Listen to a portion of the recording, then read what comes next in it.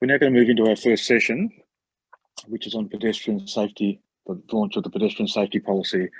And I'm going to throw over to one of my colleague BCA directors, Prue, who's also the chair of the National Policy Council. Thanks very much, Prue. Thank you very much, Doug, and good morning, everyone. My name's Prue, as Doug said. It's fantastic to have you all here today, and welcome to our first session. So I'm speaking with you from the lands of the Ngunnawal people in Canberra, and I'm just going to turn on my camera because I slightly forgot about that. So I am currently a director of BCA, and I'm also the chair of the National Policy Council, which is also known as the NPC. With me here today is Jack Reynolds-Ryan, who is BCA's fantastic National Policy and Campaigns Officer. So Jack and I are really pleased to be here with you today on behalf of BCA and the NPC to launch BCA's revised pedestrian safety policy. Yeah, thanks and good morning, everyone. My name's Jack Reynolds-Ryan. I'm speaking to you from the lands of the Wurundjeri people in Melbourne. In this session, we will be discussing why the NPC decided to rewrite the pedestrian safety policy, the process that we undertook to research and to consult for this update, what we learnt and what has been updated in the new policy, where to from here now that the policy's been launched, and we'll also have some time for some questions at the end. Before we launch into the details of the new pedestrian safety policy, I'd really like to thank all the members of the NPC, Robert Altemer, Julianne Bell, Lynn Davis, John Dinesh Krishnan, Neil Huff, Francois Jacobs, Michael James, and Sean McLaughlin, as well as those who served on the NPC last year and got the ball rolling on this policy rewrite. Helen Ferris, who was also an previous NPC chair, David Squirrel, Paul Price, and Sean Tyrrell. And of course, Prue for chairing the NPC this year. I'll now hand to Prue to explain the role and the functions of the NPC and the background for this policy. Thanks, Jack. I would also really like to echo my thanks to members of the NPC this year and last year. I'd also like to add a huge thanks to you, Jack, for all your fantastic work in developing this policy. So the National Policy Council is a subcommittee of the BCA board, and its focus is really on the development and the review of BCA's policy positions. So the NPC is made up of a chair that is appointed by the board and also two other board members. The NPC also has member representatives from each state, and those representatives are elected by members in that state. There is also up to 2 members that are co-opted by the board to ensure gender balance and diversity of lived experience. The National Policy and Campaigns Officer, as the delegate of the CEO, also serves as a non-voting member of the committee and also provides secretariat support. So we decided to rewrite this policy document because pedestrian safety really has a huge impact on nearly every part of our everyday lives. Pedestrian safety hazards are found throughout the community, and they come in a variety of types, shapes, and sizes. So I'm going to talk a little bit about some of the hazards that we might find in our local areas. And some hazards can be stationary, so they can include things like overhanging shop signs or displays of goods for sale, tables and chairs, or pot plants. Hazards can also be mobile, so they can be things such as delivery trucks, unrestrained dogs, street artists, or street vendors. There are some hazards that are more temporary in nature. So these might be the A-frame boards that you might find outside of shops, construction barricades, or objects that have been dropped or left on the footpath. Other hazards create more longer-term barriers for members of the community. These could be things such as overhanging tree branches, broken footpaths, poles or bollards, especially when these things are grouped together. So finally, hazards can also be a result of an object impeding a pedestrian who is blind or vision impaired, such as a trolley or a bike that's left on the footpath. It could be a tree root that is growing through the footpath that might create an uneven surface. And a hazard can also exist because of a lack of appropriate infrastructure for pedestrians. So there might be a lack of lighting, a lack of TGSIs or tactile ground surface indicators. And there can be instances where footpaths might suddenly end with no clear continuing way of access. So for many of us in the blind and vision impaired community, we encounter many of these types of hazards while navigating our daily environment, and they can create challenges in accessing our local areas and beyond. Now, despite these kinds of pedestrian safety hazards, BCA's pedestrian safety policy was last updated in 2009. So since this time, as you would all be very aware, there have been some really significant changes to the pedestrian safety landscape. And one of the most significant changes is the rise of in use of personal mobility devices, or e-ridables. So this term refers to a pretty wide variety of electric powered devices. So these are things like e-scooters, e-bikes, electric skateboards, segways, or even self-balancing hoverboards. And these devices, they are different to mobility aids that people may use. So things such as roller walkers or four-wheeled mobility scooters. Australia is, as we know, a signatory to the UN Convention on the Rights of Persons with Disability. And Jack will now talk a little bit more about the updates to global human rights frameworks that have also influenced the development of this policy, and also the process of consultation that we went through. Thanks, Jack. Yeah, thanks, Prue. So as a signatory to the United Nations Convention on the Rights of Persons with Disabilities, the UNCRPD, governments in Australia have an obligation to continue to monitor and to eliminate pedestrian safety hazards to ensure the well-being of people with disability. So in particular, Article 9 of the UNCRPD, accessibility, requires state parties, so governments, to take appropriate measures to ensure that people with disability have equal access to the physical environment in both urban and regional or rural areas, and requires, quote, the identification and elimination of obstacles and barriers to accessibility, end quote.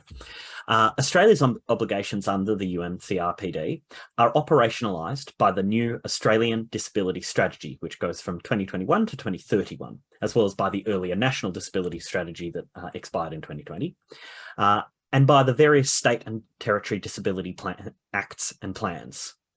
The new Australian Disability Strategy rightly acknowledges the importance of having a community that is accessible and inclusive. And the strategy notes that areas that are not accessible will, quote, exclude people with disability from participation in work, education, and social and cultural life, end quote.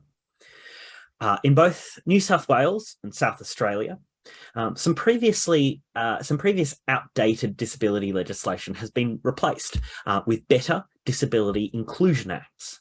And in Victoria, the updated Disability Act and the related disability plan is likely to have a very strong focus on the importance of universal design.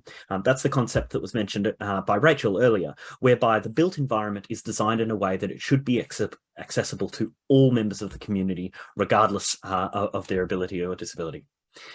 Now, while many of these acts and plans have strong commitments in terms of improving accessibility in the community, we welcome that, it's been clear that much more practical work needs to be done to make these commitments a reality. So in order to support that work that's been done by all levels of government to ensure that, another quote, the built and natural environment is accessible, which is from the policy priority 4 of the Australian Disability Strategy. This policy was developed to identify some of the major hazards and barriers to safety encountered by people who are blind or vision impaired during the course of their day-to-day lives. And it makes recommendations that we believe will make significant improvements in that safety. So moving now into how we went about updating this policy, because this was an extensive process of consultation with members and with the NPC.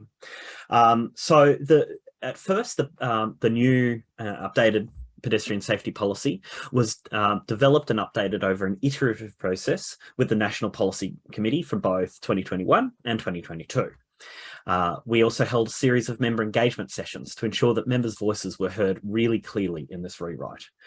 So these sessions included a BCA informed session on personal mobility devices, or e-ridables. And in that session, we heard from members about a range of issues and concerns that included identifying devices that have not been parked correctly and so therefore present a hazard to pedestrians. Ensuring that where PMDs or e-ridables are legal on footpaths, that depends, that varies on each state and territory, that riders understand the obligations to pedestrians. So things like using their bell, slowing to go around, waiting for pedestrians to move, etc. Reporting bad behaviour, rider behaviour, including collisions, as well as how to identify and report near misses, where maybe a person has not actually had a collision with an e-scooter, but it's come very close and that person has felt left feeling quite shaken by that experience. We also did a series of discussions in BCA Happy Hour, which is now called BCA Conversations. So the first one was on hazards in commercial spaces. The topics in that session included alfresco dining, advertising and signage, and street vendors. And we discussed pedestrian clearways, private use of public areas, and who the responsible decision makers in these areas really are.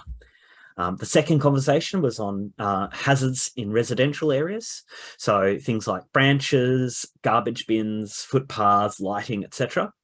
And while the discussions were focused on those really specific topic areas, a consistent theme emerged of the need to target local councils as well as the state governments that regulate them. And that conversation also included a nuanced discussion about the differences between guidelines and standards, and on the strong need for accountability measures to evaluate progress. And the final happy hour discussion was on hazards in road infrastructure, things like silent vehicles, curbs, tactile indicators, audible traffic crossings. And in that session, members discussed positive and negative experiences in the ways that TGSIs have been installed, the dangers of shared zones, and reforms for curb ramps and roundabouts. So now that we've gone through what we did to get the background for this policy, Prue's now going to take you through some of the big changes that members told us about that we've tried to reflect in the new policy. Thanks, Jack. So one of the first major changes that has been a really important addition to this revised policy is something that I mentioned earlier, and that is the real increase in personal mobility devices, or e-ridables, so devices such as e-scooters and e-bikes. So these devices have really exploded in popularity in recent years, and that they are really I guess more prevalent because people are looking for more practical, ecological and economical alternatives to travelling in city traffic, and also to help bridge connections with public transport. So these devices, as we know, pose significant risks to people who are blind or vision impaired. They run almost silently, and they are capable of speeds of at least 25 kilometres per hour. We are also really concerned by reports of some e-scooters that are available on the market that can reach speeds of up to 90 kilometres per hour. The uptake of e-scooters and e-bikes has really been dictated by the legal position in various states and territories. And we have compiled a bit of an environmental scan of e-scooters and other personal mobility devices in Australia, which will be released alongside this policy as well. So in some states and territory governments, such as Tasmania and the ACT, there has been more open support to private ownership of these devices, while in other jurisdictions, such as in Victoria and South Australia, there is encouragement by companies to establish schemes where e-scooters and e-bikes can be hired as a way for tourists and locals to get around. So the next theme that came across really strongly in our consultations was the impact of silent vehicles. So electric and hybrid vehicles pose a similar problem to e-bikes and e-scooters. So in the new policy, we have included a quote from some research that was done on the built environment at Western Michigan University. And the quote says, "Traffic flow can tell a person whether a street is one-way or two-way, how wide a street is, how close a person is to an intersection, and how close a person is to the street. All of these bits of information, combined with knowledge of how a city is laid out, allows a person to determine approximately where they are and perhaps even what direction they are walking." End quote. So this audible traffic information has been used by people who are blind or vision impaired for a really long time, and specific skills and knowledge are developed and taught by our orientation and mobility specialists to help us take advantage of that traffic flow information. But as electric and hybrid vehicles grow in popularity and a greater proportion of traffic consists of silent vehicles, much of this really vital navigational information will be lost. And while the risks of serious injury or worse for people who are blind or vision impaired will continue to rise. So the long-term solution here is for federal and state governments to take a really strict approach to regulating minimum noise emissions from hybrid and electric vehicles to maximise the safety for pedestrians who are blind, deafblind or vision impaired. And this would involve Australia becoming a signatory to UN Regulation 18301, and this relates to silent vehicles. So this would include mandating the installation of an acoustic vehicle alerting system, or AVAS. And this would be required to be in all electric and hybrid vehicles that are registered in Australia. And it would also require that we work with offshore car manufacturers for the Australian market to ensure that the acoustic vehicle alerting system is installed without an off switch. So the more immediate solution here is for a public education campaign for drivers of silent vehicles to ensure their awareness of the dangers that their vehicles pose to pedestrians who are blind or vision impaired, and of the need to keep a particular lookout for pedestrians. So the final big change that is in the revised policy that I wanted to mention is the impact of shared zones. So for those who aren't aware of them, shared zones are areas where the road surface is at the same level as the footpath. So there is no grade separation. And shared zones are sometimes used in tourist areas or shopping precincts, and they are particularly common in areas in the ACT. There is a particularly large shared zone area in Bundas Street in the city in Canberra. And these shared zones are actually quite different from shared paths, which allow pedestrians, bikes and personal mobility devices, but not cars. So shared zones were born from an urban design theory that by taking away common elements of road design, such as curbs, road surface markings, traffic lights, and creating a greater sense of uncertainty, drivers are likely to reduce their speed and be guided by natural interactions, such as eye contact, rather than artificial regulations. So the problem here is that this theory is very fundamentally flawed, as it shows a distinct lack of awareness of the needs for people who are blind or vision impaired. Shared zones are quite dangerous to pedestrians who are blind or vision impaired, as we are unable to see and respond to the non-verbal communication between drivers, riders, and pedestrians. And some pedestrians may also not be aware of when the footpath becomes part of a road. It is important to note briefly here that in 2011, the United Kingdom Department for Transport actually issued a national guidance that encouraged the use of shared zones. But in 2018, it reversed its position and has since instructed local authorities to halt all new shared zone constructions. And the explanation for their change in policy, the UK Transport Minister stated that shared zones just don't work for people who are blind or vision impaired. So I'll now hand back over to Jack, who will talk a little bit about how several big global events have had an impact on pedestrian safety, as well as some of the more everyday hazards that we have picked up in the policy document. Yeah, thanks, Prue.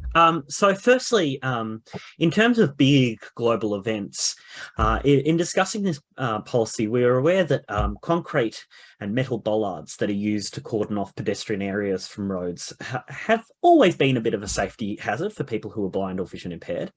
But in recent years, the installation of these bollards has increased dramatically.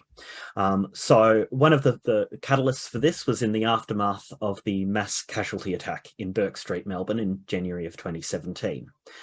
As a result of that attack, the City of Melbourne began installation of concrete and metal bollards all around major pedestrian thoroughfares. Then, after a series of terror attacks across the UK and Europe in 2017 and 18, that also involved similar things of cars or vans being deliberately crashed into pedestrian areas, this measure was rapidly expanded, with other capital cities around Australia quickly introducing similar style bollards. Now, this is a tricky one because we heard that while members really strongly welcome the commitment to pedestrian safety that these bollards represent in protecting pedestrians from the dangers of drivers trying to injure them, in feedback from members, it's quite clear that more could be done to improve the design that would reduce the risk of them creating actual further hazards to people who are blind or vision impaired. Similarly, COVID-19 has impacted every part of our lives, and even pedestrian safety hasn't been immune. So it's impacted on pedestrian safety in the way that many restaurants and cafes and shops have been supported through government funding to increase their use of outdoor dining and retail. Now, we know that this is an understandable response to help minimise the risk of exposure to the virus, especially in the early years of the pandemic. But the encroachment of tables and chairs, along with large items such as pot plants and heaters into what was previously public space, has created additional risks to the safety of people who are blind or vision impaired. And then there are everyday hazards as well, things that really haven't changed since the last time we updated pedestrian safety, and probably, that first convention that Fiona talked about where the topic was pedestrian safety hazards. So we heard about how important familiarity and consistency in the physical environment, how important that is for people who are blind or vision impaired in order to independently navigate their local areas and beyond. Members shared their experiences of uncertainty and confusion that can occur when public areas are used for private purposes. So this might include the use of a public park for weddings or similar celebrations, but also extends to the transformation of public areas during major events such as parades and festivals. So in our new policy, we have highlighted the importance of providing advance notice when those public areas are being used for private purposes, so that people who may normally use these areas have forewarning and can plan accordingly, as well as ensuring that during such events, pathways are still kept clear with local council officers on site to enforce this. We've also tried to capture the experiences of that members shared with us of safety hazards that occurred just in everyday life. The most common amongst these were concerns with footpaths, as well as with lighting. We heard that members frequently encounter significant fall hazards from steep drop-offs into gutters, storm drains and other similar holes, as well as footpaths that come to an abrupt end, seemingly directing pedestrians onto grassy areas, or worse, roads. Similarly, the lack of appropriate lighting is an all too common hazard. We heard that the most common issues relating to lighting are to do with glare, with low light, and with the consistency of light provided. We also heard that advertising signage that makes use of LED lighting, especially those that produce flashing strobe-like effects, things that can be found outside petrol stations, fish and chip shops, and other fast food restaurants, they can be really disorienting for people who are blind or vision impaired, and especially true if the surrounding area is not well lit by streetlights.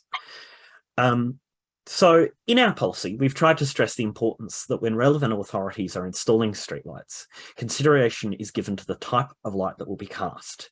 Many streetlights are too dull to be of help, but on the other hand, a really strong and focused source of light can actually be unhelpful and even disorienting, as it can exacerbate glare sensitivity for people who are vision impaired with eye conditions causing photophobia. So our policy makes it clear that an even spread of light is crucial to ensure that people who are vision impaired get the full benefit.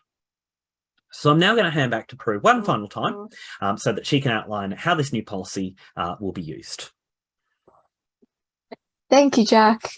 So in our member consultations, we discussed which levels of government actually have responsibilities for these areas of pedestrian safety that we've spoken about and how they can be influenced. So many of these areas that we've touched on today relate to local government planning issues. But the group agreed that it would also be useful to keep a really strong focus on state government departments, which oversee the local councils. So now that the policy is launched today, we will be targeting the appropriate state and federal ministers, particularly those that have responsibility for planning, disability, roads, and also local government. Most state and territory governments now also have requirements for local councils to develop a disability action and inclusion plan. We will also be approaching peak bodies for these local councils, such as the Australian Local Government Association, their state branches, and also we plan to promote the policy at conferences or events that are targeted at this level of government. So during consultations with members as well, we discussed the difficulties of changing behaviour and the need for some high quality public education campaigns. So in a few consultations, members discussed the need for campaigns about respectful behaviour towards pedestrians. So a campaign of this kind is likely to have a bit of a broader focus, and it perhaps might include how pedestrian behaviour impacts wheelchair users, people using prams or older persons as well. But of course, it would have a strong focus on the needs of people who are blind or vision impaired.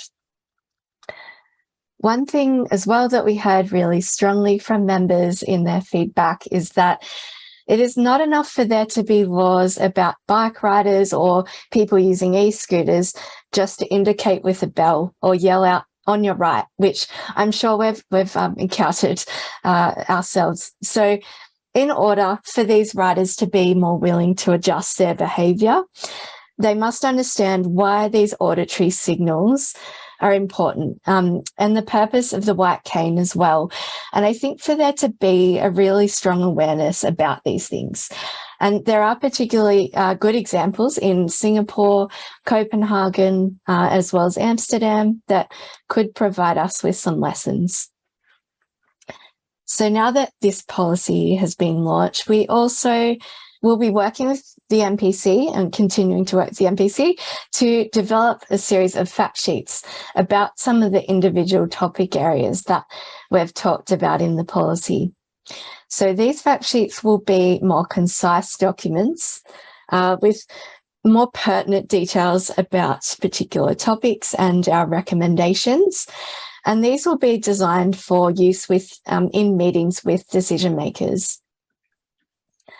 So we are really pleased to share this policy with you today and encourage you to visit the policy section of BCA's website, which I believe the policy is now up on the website. And you are very welcome to have more of a read through. And if you do have any questions, we would be happy for you to email the general BCA email, which is bca@bca.org.au. And on behalf of the MPC, we really hope that this policy and the fact sheets that are to come are a valuable advocacy tool and also a really useful education and awareness raising resource. So this brings us to the conclusion of our presentation, but we are really keen to take any questions that anyone might have. So I might hand back to you, Doug, if that's okay. Prue and Jackson, thank you very much. We've got about 20 minutes for some questions. So before, I might just get Naomi to just let me know if there's anybody who's got their hands raised. Prue, can I just ask, you mentioned about fact sheets. So it's obviously a very good way that individuals can use the policy. Are there other ways, Jackson and Prue, that individual members can use this policy? Yeah, absolutely. Thanks, Doug. So the fact sheets will certainly be useful, but I think one thing that that members may be able to, where members may be able to utilise this policy is I think quite a lot of our members are involved in their local communities in really different ways. And a lot of our members have advocacy roles or may have individual advocacy areas that they're sort of areas where they're advocating for change. So I think that members could really use this policy to support them in representing themselves or the experiences and needs of people who are blind or vision impaired more broadly. And the other way that members might like to use this policy document is, I guess, to more directly to local councils and in supporting their own individual advocacy to local councils. So whether there is a particular pedestrian hazard or issue that they've come across and they might like to report it to the local council. This policy can provide council or businesses with a bit more detail on the issues that we face as people who are blind or vision impaired and the impacts that they have on our everyday lives, and also the solutions and sort of best practice solutions that we're looking to seek from local councils. The other thing I'll just mention really quickly before we move to another question is this policy, of course, will also be used by BCA staff to support and inform their advocacy work. So this could be, of course, on an individual advocacy level, but it also may be really useful to support systemic advocacy efforts. So the policy has some really useful background information and just research about the current pedestrian safety landscape and, as I mentioned before, kind of what our issues of concern are and what might be a solution to these issues. Naomi, can I just ask for one or two people? Thanks, Doug. We have a couple of hands raised, the first being Michael James. Would you like to unmute and ask your question, Michael? Thank you, Naomi, and thank you to Jackson and Prue for a wonderful presentation. I just have 2 points I would like to make. Firstly, it's great that we have a policy, but nothing beats the importance of when we all recognise issues when we're out and about. An overhanging branch, an A-board left where it shouldn't be, a broken footpath. of the importance that we all still take the step to bother reporting that to our local council. We can't just say, oh, someone else will do it, or that was a pain. I ran into a branch that was a bit of a fright, and also now I'm soaked. We need to still take responsibility to take the time to report that issue, and that's the primary way that local government is going to take notice of issues, by being swamped with reports. My second point would be that Prue's point about etiquette and behaviour of particularly cyclists. I'm not here to point the finger at cyclists, but I think education with the organisations such as Bicycle Victoria and the equivalent organisations across the nation is so important, because the point was mentioned, cyclists only using their bell or calling out. The reality is that, unfortunately, a lot of cyclists don't even bother to do that. And it is an absolutely silent. I'm sure all bikes have bells and horns, and all cyclists have voices. But to be frank, my experience is they are often not used at all. Thank you. Yep. So thanks, Michael. If I can just respond to that, I think those are really, really good points. And that's, I think this is part of the reason we've, going to your first point, part of the reason this policy has been created, and the reason that we went through this process of consultation, as you know, was to make sure that this is a policy that reflects everyone's reality and experiences, and I think that's part of the reason we wanted to release this, and we wanted this to have such an impact. Releasing it at a Connect session like this was so that I was really struck in the consultation by how many members are off their own backs, just going out and contacting their councils and taking it upon themselves to make their communities more safe and accessible, just in their capacity of private citizens. And I want to encourage that and make people aware that if they do that, they know that they've got the strength of all their BCA fellow members behind them who have similar experiences, and there's actually a policy that's designed to help back them up, so that they can, as you say, get in contact with their local governments, raise these concerns, and if they don't get anywhere, get in touch with BCA so we can support them in those fights. The other point that you made about cyclists and e-ridables, whatever, anyone who's on a small wheel device going fast and not signalling their approach, that's exactly the point. I think in every state and territory there is on the books a law that says cyclists must ring their bell on approach or must verbally signal on your right. It exists. It's already in law. Problem is, it's not getting out there to the public. So, making stiffer penalties or whatever, probably what we heard from members, that's not the approach, because the legal framework is already there. What we need is to change hearts and minds. We need governments to work with us to actually educate the community about why is it a law. It's not just there to revenue raise or something. It actually has impacts on people's lives, and we would love to work with governments on telling those stories about the impact of individual people it has if someone doesn't indicate appropriately and it causes the collision. So yeah, we want to work with governments on changing behaviour as well as changing laws. The next hand we have raised is Susan Thompson. Okay, thanks very much. And again, congratulations on a great piece of work. Thanks. Can I guess my question is one for clarification. And although I can't speak for every state, there to me, and I think there is a legal difference between a situation, and this refers back to Prue's comment on shared zones and what they are.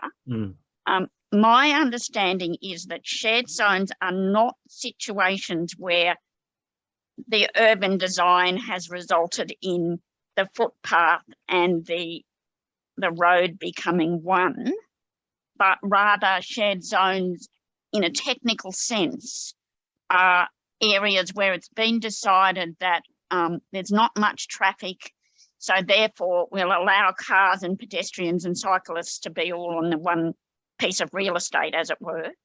and that there are rules about, you know, speed limits and such like. Now, they're problematic in themselves, in my ever so humble opinion, but they're not the same as the situations we're now starting to see with the development of light rail in places like the city of Sydney and Parramatta, where what's happened is that they've taken away effectively taken away the gutters, and it's all on one level, and then they've got to splatter TGSIs everywhere to have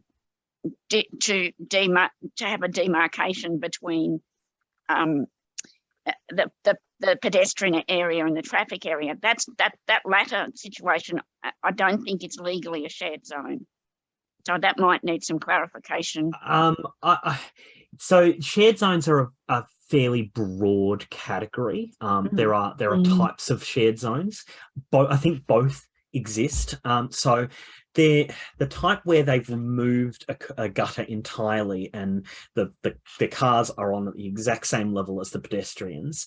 That is a type of shared zone. They are not particularly common in Australia. There are some in the ACT. They're becoming more common, Jackson. They are becoming more common. Yeah. And so we want to take a leaf out of the UK's book and say, let's halt this before it becomes too ubiquitous. I know from my time living in the UK, they're those types of areas where there is no distinction between a footpath and a road. It's all just one level. They are quite common, but apparently they're trying to stop that in the UK. So we want to stop that in Australia. You're right. There are other areas where there is a gutter, but there's not much traffic, and so people can kind of come and follow. There's problems there as well because there's the tripping hazard of getting up onto the gutter or down onto the road, as well as the issues with cars. I can think of a couple in Melbourne. There's the Rose Street markets in Fitzroy are like that, where there is a gutter, but it's thought to be, it's a shared zone between cars and pedestrians. So it does, like, both of those are shared zones, and both of those are dangerous for different reasons. Totally agree. We want to see that being restricted and eliminated as much as possible. Okay, thanks for that clarification. I just was of a different understanding of the definition. We had to do some diggings because there's different terminology as well in different parts of the world. Okay, thank you. No worries. Our next question comes from David Morell. David, would you like to come off mute? Yeah, morning everyone. So it's David Morell sitting in Launceston in northern Tasmania. We're a regional city, and from the mainland perspective, so too is probably Hobart, our capital. But we've still got scooter trials going on down here, and I put trials in big fat inverted commas.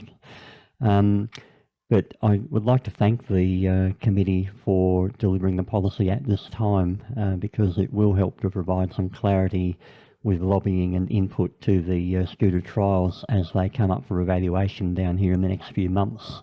And there may be similar opportunities in other parts of Australia. So I just think a good timing. And the other, just quick comment, the cyclist organisations have been bleating for years about wanting to get cycleways so that they don't have to share the roads with cars. It seems to me there could be a potential for an alliance there to stand in alongside the cyclist organisations, because a shared lane for cycles could work just as well as a shared lane to put the e-scooters into as well and get them off the footpaths. Just a thought.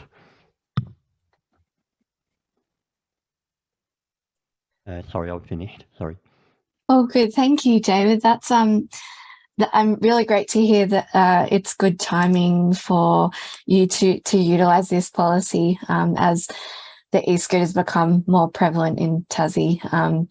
The same has eventuated here, unfortunately, in the ACT. It was trial and now it's sort of expanded out quite a bit. But really glad that it's something that you feel will be useful, and definitely also encourage you to get in touch with BCA's advocacy staff too, if you'd like to, I guess, chat a bit more about what's happening in Tasmania in terms of e-scooters and the challenges that they present. in terms of cyclists, I think that's a really interesting thought about shared lanes for cyclists and e-scooters.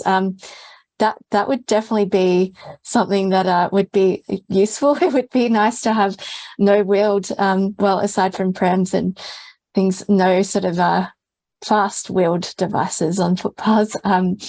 But yes, that is definitely something to perhaps think about. And I think, as Michael mentioned too, those connections and just education with the cycling bodies and just, I guess, creating that awareness raising directly with those bodies, I think is really important, because it's an area that I think we can influence quite significantly. So really appreciate those few points, and thank you very much for your question. Jack, feel free if you'd like to add anything. Yeah, just echoing that. And I think we in the presentation and in the policy itself, we mention about international learnings.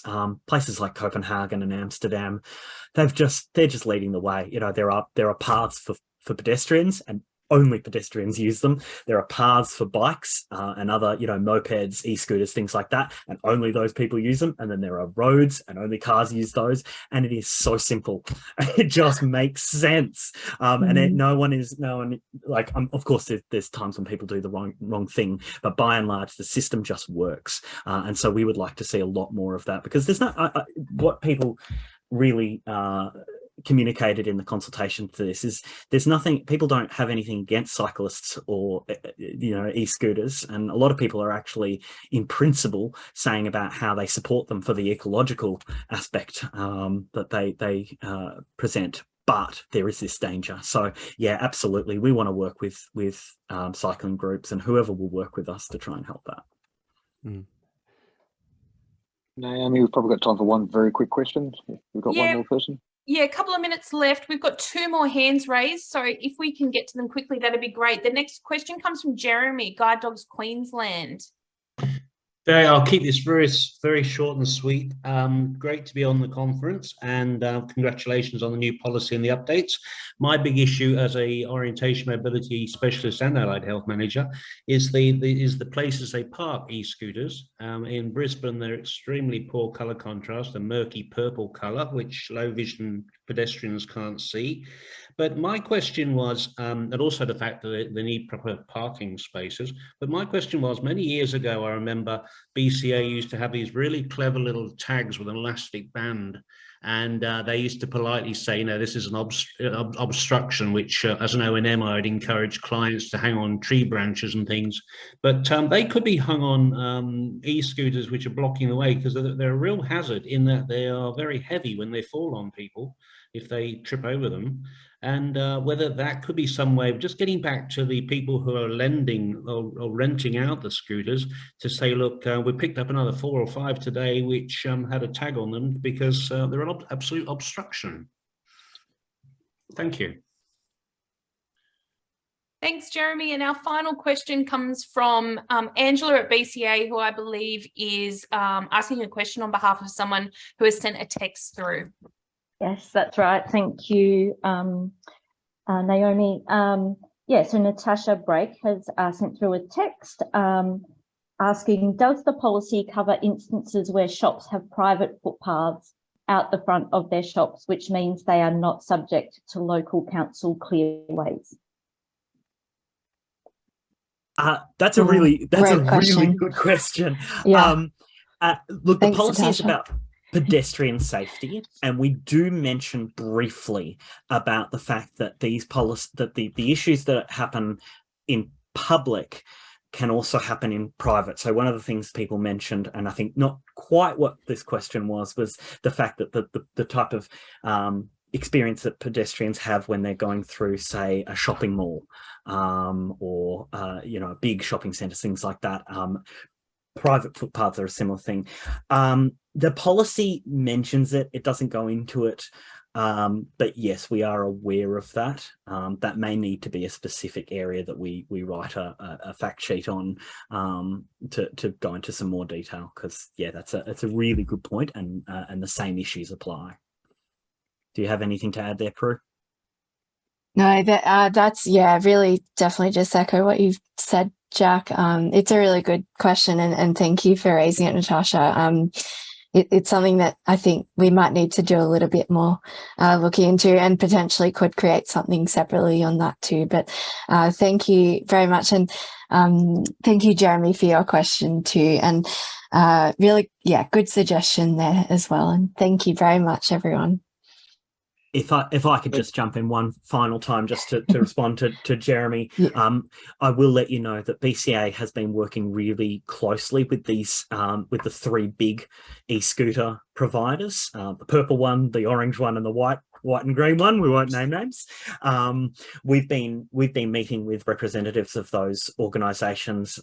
We've helped one of them develop some safety videos about appropriate signalling and also appropriate parking.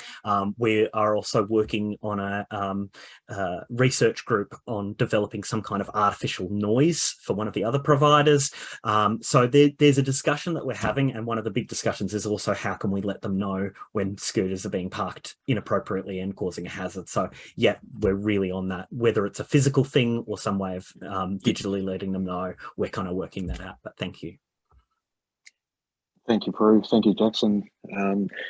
It's one of the negatives of online versus face-to-face, because this is the time where we do need a round of applause, and I think maybe it's something we should think about in future Zoom sessions. But a fantastic presentation, which really does mean so much to all of us. So thank you very much.